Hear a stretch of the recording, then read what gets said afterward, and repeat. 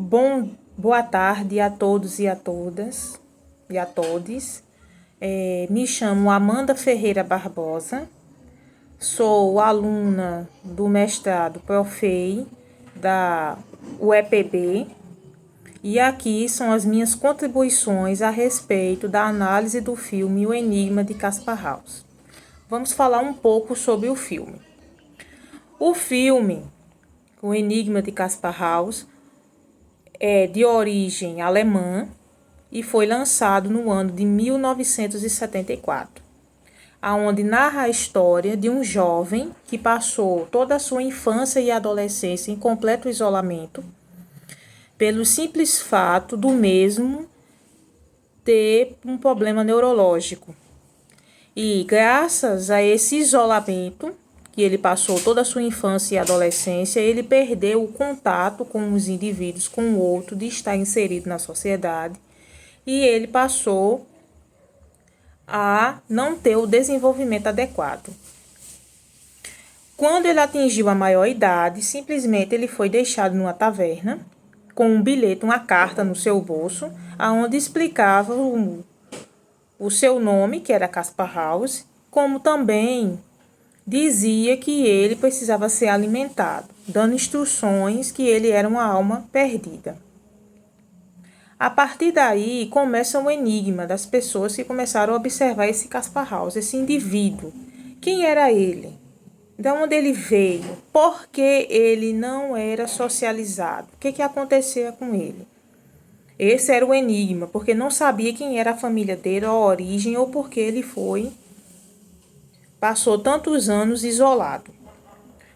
A partir do momento que Caspar Hauser começa a conviver com as outras pessoas, começa a ter mediação do seu conhecimento, o mesmo ele começa a se desenvolver, uma vez que o seu desenvolvimento foi todo anulado, porque ele foi isolado da sociedade. Então, a sua linguagem, sua comunicação, sua interação e o seu desenvolvimento era todo comprometido. Ao longo do filme, Caspar Hauser começa a se socializar e aprender, e até questionar o modo de viver. Mas, infelizmente, por se tratar de um filme de época, né, que se passa no século XVIII, XVII, período de XVIII, Caspar Hauser era visto como um ser anormal, visto como uma aberração, era visto como praticamente um animal. Que isso, infelizmente, era muito comum, né, nos séculos anteriores, que via a pessoa com deficiência como um ser diferente, um ser considerado anormal, fato que hoje é cruel e crime. O filme todo, né, mostra a superação de Caspar Hauser e, no fim, após ele morrer de um derrame, através da autópsia, né, os legistas percebem que o mesmo morreu, né? Claro, óbvio, né? Ele morreu de um derrame e tinha um dano cerebral, onde justificava porque tinha alguns fatores, a questão da comunicação, da interação, que ele tinha dificuldade. Partindo para as teorias, a teoria histórico-cultural social e a teoria da defectologia defendida por Vygotsky e a teoria da TCH, que é a teoria histórico-cultural dos estudiosos russos, mostram um pouco, se baseiam e mostram um pouco da realidade no filme Caspar Hauser. Pois o filme exemplifica muito bem essas teorias, porque na teoria histórico-cultural ele vai dizer que o ser humano, ele aprende, interage, tudo que é o ser humano, ele é a partir do social. Então, todo o que nós somos, como a gente aprende, como a gente se socializa, como a gente se mantém na sociedade, é baseado na própria sociedade. Como assim? O ser humano, ele aprende porque ele está em sociedade. O ser humano aprende de um modo, se socializa de um modo, dependendo do contexto social que ele se encontra. Se o ser humano ele é retirado da sociedade, ele vai, em alguns aspectos, ele não vai conseguir se desenvolver. Exemplo de Caspar Hauser. Kaspar Haus, ele foi tirado da sociedade, passou a sua infância, a sua adolescência excluído, preso no calabouço, e por algum motivo, por isso que vem o filme O Enigma de Kaspar Haus, porque ninguém sabe o porquê ele foi preso e também ninguém sabe por que ele foi solto. Então, ele passou toda a sua vida preso, longe da sociedade. Quando ele é colocado na sociedade, ele tem dificuldade. Tem dificuldade de se interagir, tem dificuldade de se comunicar, tem dificuldade de se relacionar. Então, a teoria histórico-cultural vai dizer isso, que nós somos o produto do meio e que o ser humano tem capacidade, sim, de aprender e tem capacidade de estar em sociedade, porque a sociedade é feita por seres humanos.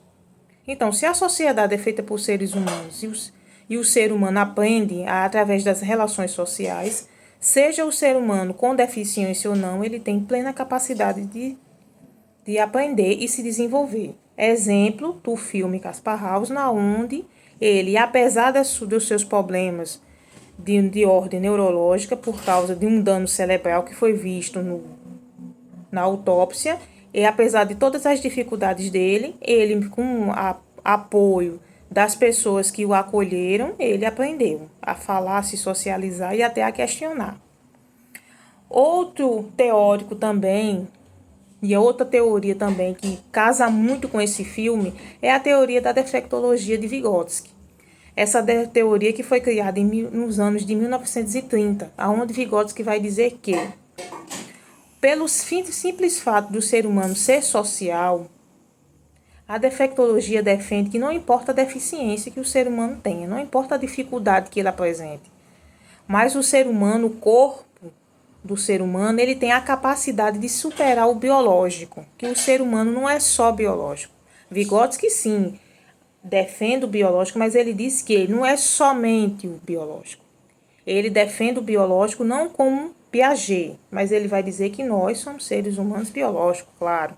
Mas pelo simples fato de nós estarmos na sociedade, temos a capacidade de aprender. E a pessoa com deficiência também, seja deficiência mental, visual, física, motora, intelectual, auditiva, tem a capacidade de aprender através das relações sociais. Agora, como é que essa pessoa aprende, mesmo com deficiência? Ora, através da mediação.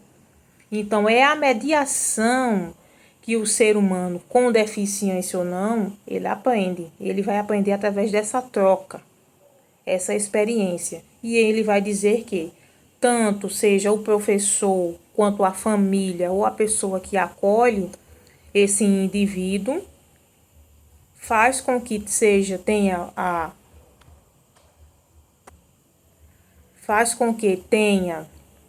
a mediação e, consequentemente, a aprendizagem. Partindo para Kaspar Haus ele começa a aprender a partir do momento que ele é inserido na sociedade. Antes, Kaspar Haus não falava, não sabia se vestir. Kaspar Haus não entendia o que se passava com ele. Ele foi vitimado, ele foi exposto ao ridículo, foi exposto à curiosidade de terceiros, mas a partir do momento que ele é acolhido e a partir do momento que ele tem a mediação com os outros, com professores, com o pessoal da igreja, com as pessoas que o acolhem, com o pessoal da comunidade, Kaspar Haus ele começa a aprender, a se desenvolver. Então, a mediação aí serve como um elo para ter a aprendizagem. Outro fato também, a outra teoria que também casa muito com o filme O Enigma de Kaspar Haus é a questão das zonas, defendidas também por Vygotsky, que foram criadas na década de 1930, que são a zona de desenvolvimento proximal e a zona de desenvolvimento real. Aonde, na zona de desenvolvimento proximal, vai dizer que é aquele estágio em que o ser humano está aprendendo conhecimento. E a zona de desenvolvimento real é aquela que o ser humano já tem de conhecimento concreto e fato que aprendeu. Partindo para o enigma de Kaspar Haus, é quando a partir do momento ele está aprendendo a lidar com a sociedade, aprender as regras, o convívio social, as habilidades pedagógicas, as habilidades de fala, de convívio, o alfabeto, os números, como se vestir, como se alimentar, como se portar, e a zona de desenvolvimento real, na qual onde ele aprende a se vestir, ele aprende a comer sozinho, a se vestir só, a poder falar, a pensar, a interagir com os demais. Então, fica aí as minhas contribuições a partir do filme O Enigma de Caspar Hauser, um filme muito bom para tratar, né, as teorias da teoria histórico-cultural e as teorias da defectologia. Um bom dia a todos, boa tarde a todos, um bom dia e boa noite a todos.